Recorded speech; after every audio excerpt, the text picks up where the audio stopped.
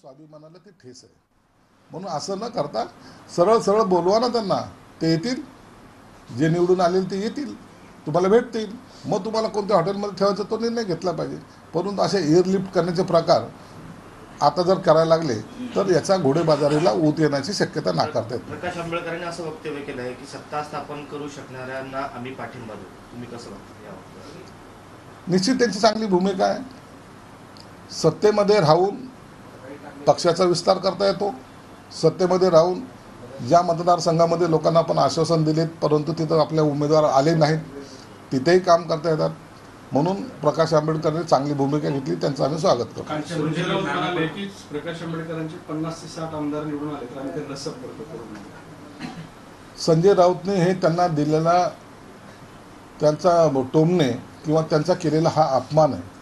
मला वाटतं अशा प्रकारे एखाद्या नेत्याचा अपमान करणं हे गैर आहे.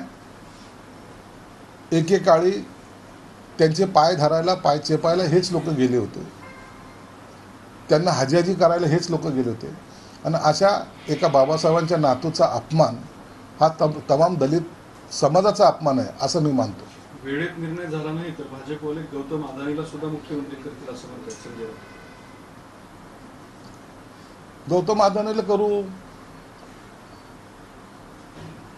का अंबानीला करू आणि नाही जमलं तर तुमच्या राजपुत्राला करू. त्याची चिंता तुम्ही करू नका. कुणाला मुख्यमंत्री करायचा हा निर्णय घ्यायचा अधिकार आम्हाला आहे. एवढं त्यांनी मान्य केलं आहे की सत्ता आमची येणार आहे, हे काही कमी नाही आहे. राज्यपाल भवनात भाजपची शाखा चालते. आमच्या वाटेला बहुमत आलं तरी आम्हाला रोखण्याचा प्रयत्न करतील, मात्र आम्ही तरीही सत्ता अहो, जे निवडून येतात त्याची यादी अख्खा महाराष्ट्र जाणतो. त्याचे किती निवडून आलेत ही यादी समोर असते. हा निव्वळ विद्यार्थ्यांनी केलेला आरोप आहे. जो शाळेत गेला नाही तो आजकाल इतिहासावर बोलायला लागला, त्याच्यातला हा प्रकार आहे. म्हणून ज्यांना माहितीच नाही आहे ही प्रोसेसचा भाग, त्यांनी असं उदाहरण देणं हा मूर्खपणाचा कळस आहे. महायुती जर बहुमतापासून दूर राहिली तर आता सावध भूमिका घेतली जाते. छोटे मोठे जे पक्ष आहेत त्यांची मोड बांधण्याचा प्रयत्न तुमच्याकडून सुरू झाला आहे, अशा चर्चा सुरू आहे. आम्ही तर पहिले सांगितलं, महायुती जरी बहुमतात आली तरी जे अपक्ष आमच्याबरोबर येऊ इच्छितात त्यांना आमचे दरवाजे उघडे आहेत. त्यांनी यावं, त्यांचं आम्ही स्वागत करतो.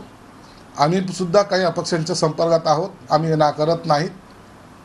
कारण सत्ता चालवताना बहुमतामध्ये जर सरकार चालवलं तर निर्णय घेण्याला सोपं जातं आणि निर्णय घेताना सर्वांचं मत एकत्रितपणे यावं ही आमची भूमिका आहे. असे अनेक निर्णय आहेत ज्या निर्णयासाठी आम्ही विरोधी पक्ष नेत्यांना सुद्धा आवाहन करत असतो की तुम्ही या आणि आमच्या या चांगल्या निर्णयाला पाठिंबा द्या. आणि म्हणून हे सरकार संकुचित विचाराचं नाही आहे, हे सरकार मीपणाचं नाही आहे, हे सरकार हुकुमशाहीचं नाही, तर हे लोकांचं सरकार आहे. आणि त्यामध्ये निर्णय घेताना प्रत्येकाचा सहभाग असला पाहिजे असं आम्ही मानणारे मधले आहोत. 26 कालच्या बैठकीमध्ये नाना पटोले नव्हते, ते बरंच काही सांगून जाते की भविष्यामध्ये सध्या काय स्थिती आहे. स्थिती चांगलीच आहे त्यांची.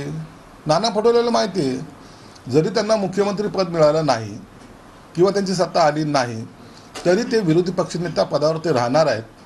आणि जर विरोधी पक्षनेता जर अनाशा काँग्रेसकडे येत आहे तर त्याच्यासाठी त्यांना इतकी आटापिटा करण्याची गरजसुद्धा नाही. म्हणून नाना पटोले गेले जरी नाही तरी ते विरोधी पक्षनेते होतील अशी मला अपेक्षा आहे. 26 नोव्हेंबरच्या रात्री 12 वाजेपर्यंत किंवा त्याच्या आत सरकार जर स्थापन नाही केलं तर 26 नोव्हेंबरला रात्री 12 वाजता राष्ट्रपती राजवट लागण्याची शक्यता. ही कायदेशीर पेच आहे. म्हणून त्यासाठी दिलेले 48 तास आहेत. 48 तासामध्ये बहुमताचा जो आकडा आहे तो राज्यपालाकडे सादर करावा लागतो. राज्यपाल त्याला मंजुरी देते आणि एक त्यांनी त्यांच्या प्रोटोकॉलनुसार जी वेळ दिली जाते त्यावेळेला हे शपथविधी ग्रहणाचा समारंभ होतो. परंतु त्या मीनवाईल त्या पिरियडमध्ये जर याद्या जर आल्या नाही तर राष्ट्रपती राजवट ही 2-4 दिवसासाठी का होईना हा कालखंड बाधित न होता त्याला राष्ट्रपती राजवटचं नाव देऊन 2-4 दिवसासाठी पुढे मागे हे होऊ शकतं. हा राज्यपालाचा अधिकार आहे. राज्यामध्ये निवडणुकीची वादग्रस्त कटंगे ते बटंगे धर्मयुद्ध त्या संदर्भात केंद्रीय निवडणूक आयोगाने राज्य निवडणूक आयोगाला अहवाल मागितलेला आहे या सगळ्या वादग्रस्त विधानांचा आणि त्याची छाननी करून त्याच्यावर कारवाई सुद्धा केली जाणार आहे. काय त्यात काय कारवाई काय करणार? एक आहे तर सेफ आहे. भारतातला नागरिक हा एक असला पाहिजे, एक असला तर तो सेफ आहे. चुकीचं काय वक्तव्य? आणि बटेंगे तो कटेंगे, हेही त्याच पातळीवरची घोषणा आहे. कुणी कसा अर्थ घ्यायचा हा ज्याचा त्याचा प्रश्न आहे. म्हणून राज्य सरकारला जी काही नोटीस पाठवली त्याचं योग्य उत्तर दिलं जाईल. आणि मला वाटतं या दोन्ही वाक्याचा अर्थ ज्याच्या त्या पद्धतीने लोकांनी घेतलेला आहे. नागपूरला आणखीन सरकार स्थापन होणं बाकी आहे, मात्र नागपूरला हिवाळी अधिवेशनाची तयारी सुरू झाली आहे. बंगल्यांची साफसफाई, सगळं कलरिंग वगैरे सगळी व्यवस्था करणं सुरू झाली आहे. हे रुटीन आहे. 29 तारखेनंतर त्या 26 तारखेनंतर नागपूर अधिवेशनाची घोषणासुद्धा केली जाईल. नागपूर अधिवेशन